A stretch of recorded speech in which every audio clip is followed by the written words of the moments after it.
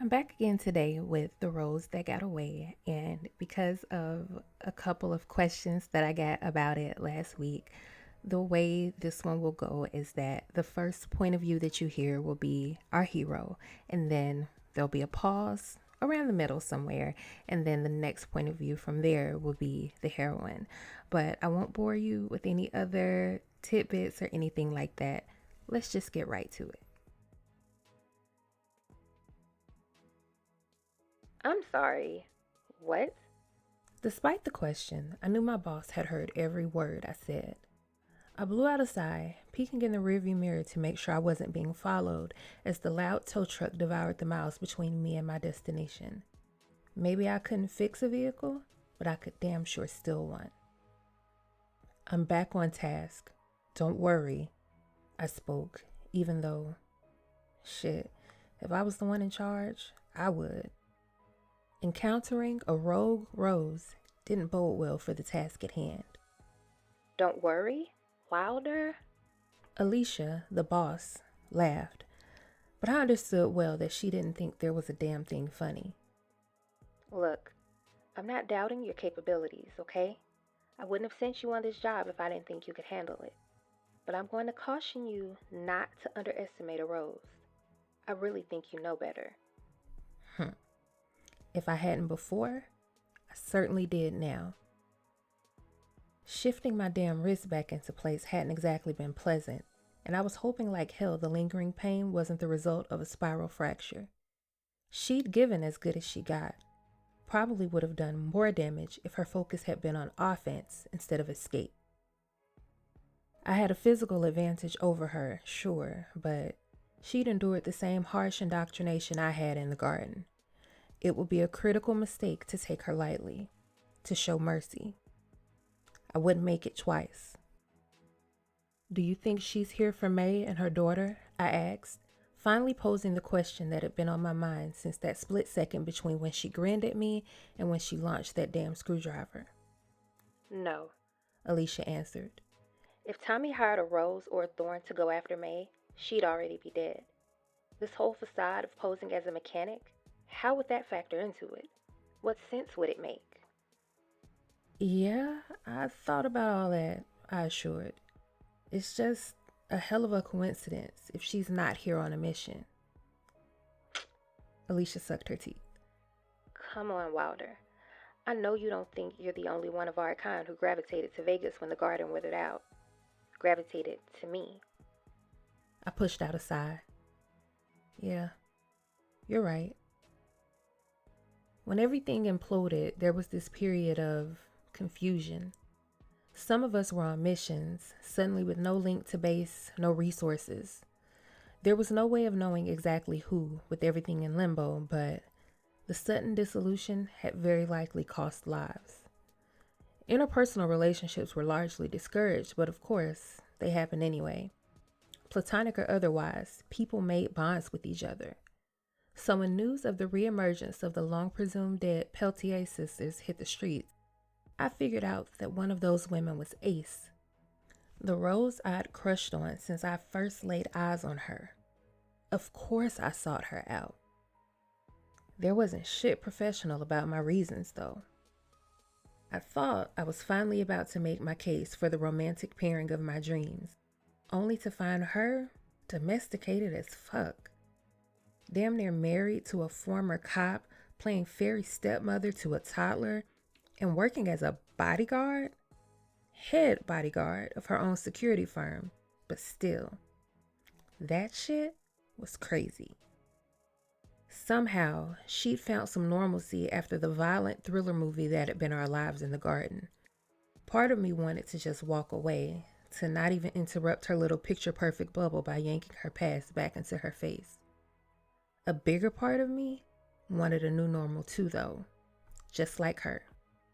As it turned out, she wanted that for me too.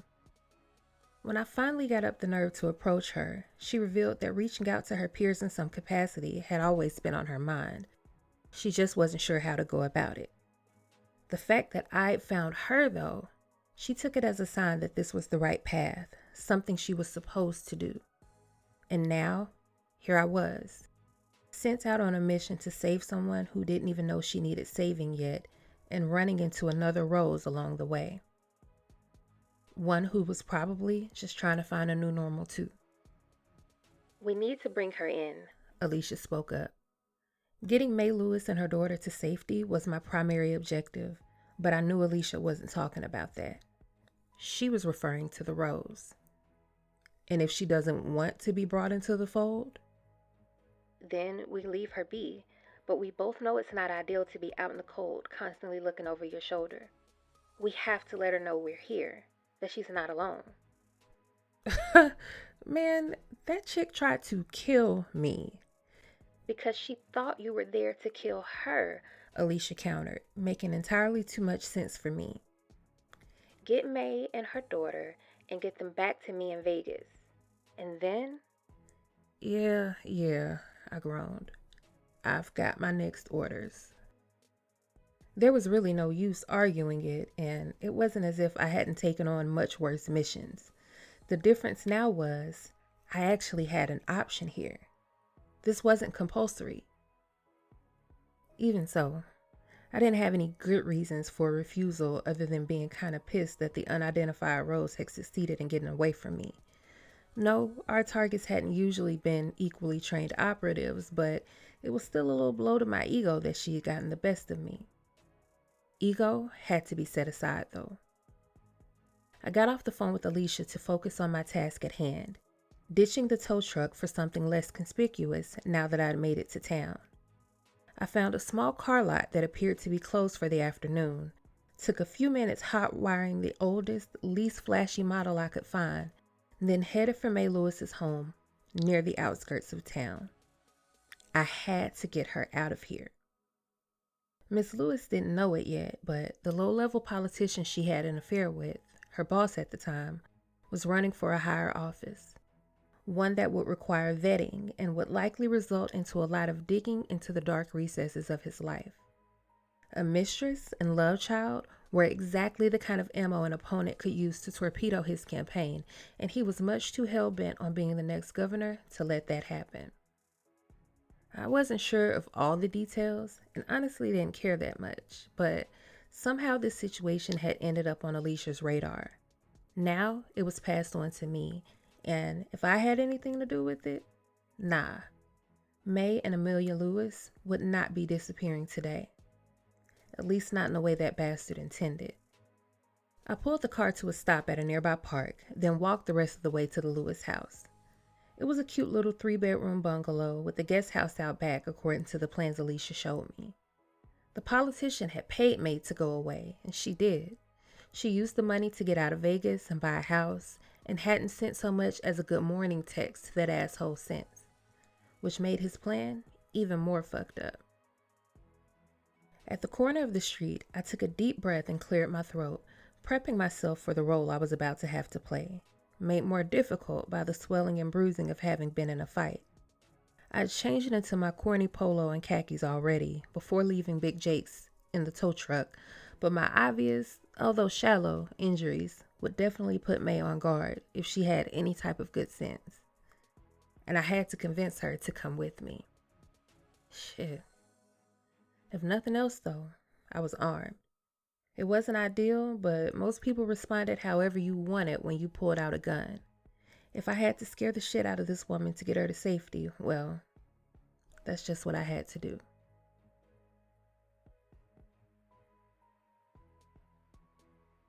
Shit. I collapsed across my bed as soon as I made it into my room. I hadn't taken a hit in a long time, and my tolerance for it was apparently low now. Everything hurt. Unfortunately, I wasn't in a place to sit here and recover. I had to keep moving. Encountering a thorn out here, that was no coincidence. Roxy came bounding into the room, tongue out, tail wagging, leaping to throw her fluffy brown body across mine. She immediately jumped off when I winced at her touch, cursing in response to the unexpected pain. Did that motherfucker break one of my ribs? I swallowed hard, gritting my teeth to pull myself up. I grabbed a bottle of pain relievers from my bedside drawer, swallowing what was probably too many before I closed it up. I took it with me to the closet, adding it to the bag of supplies, weapons and ammo and a few changes of clothes, water cache and a few protein bars that I kept stashed just for the inevitability of something like this. I'd maybe gotten too comfortable here, but I was ready to go when necessary. I wanted to take a few minutes to shower, but that felt like a luxury I couldn't afford. Instead, I peeled off my sweaty, grimy work clothes, changing them for leggings and a long-sleeve t-shirt, clothes that were comfortable and would allow me to move. If I had to fight again, I needed nothing holding me back. I really shouldn't have come here. I should have crossed it right off my radar. But after everything that went down with the garden, I was lost, drifting in the wind. Stupidly, maybe, I decided to look into my life before the bell roses to see exactly what history they stripped me of. It wasn't much. Apparently, I was an orphan, living on the streets until I was taken in by some agency, which should have been a happy ending. Instead, I got trafficked to a criminal organization who turned me into what many would call a monster. And they wouldn't be wrong. In any case, I did have family. They just had no idea I existed. I followed that line to this shitty little town outside Vegas, to my great uncle Big Jake's long abandoned garage. It was nothing to forge the paperwork I didn't actually have, proving it was supposed to be mine. I used those same fake credentials for the background check and everything else I needed to get a place, tucked into a quiet neighborhood where nobody was likely to bother me. A whole life where I could just be. One that bought me enough time to clear my head of everything else and just think. I was free. But now what? Once I was dressed, Roxy came back for another attempt at loving on me, winding herself around and through my legs until I bent to pick her little body up. The dog was a recent acquisition from a local shelter. I'd never been a dog person, because I'd never had the opportunity, really, but having her around had likely saved me. There was a deep, gaping loneliness to who I was, and my options for avoiding it were few. And now, I was going to have to give her up. I indulged her desire to lick my face for a few seconds before I hefted my bag over my shoulder, carrying her with me as I quietly exited my little house. It was more like a studio apartment than a traditional home, but I'd been sold on having just enough space for myself while still having my own entry and exit. It was more than ideal. "I'm so sorry to have to leave you," I whispered into Roxy's fur as I headed up the walkway to the back entrance of the main house. "But Amelia is gonna love the hell out of you. May, we'll just have to deal." I put her down so I could unlock the back door and let myself inside with the key May had given me for emergencies. There was so much wrong with that woman's sense of danger, but I had to remind myself that not everyone killed people for a living or did things that people wanted to kill them for. This was a small, quiet town where strangers weren't common and people baked pies for each other and shit. Of course she was trusting enough to give her tenant a key to her house. "Tamara, is that you?" I heard May call out, and I sighed.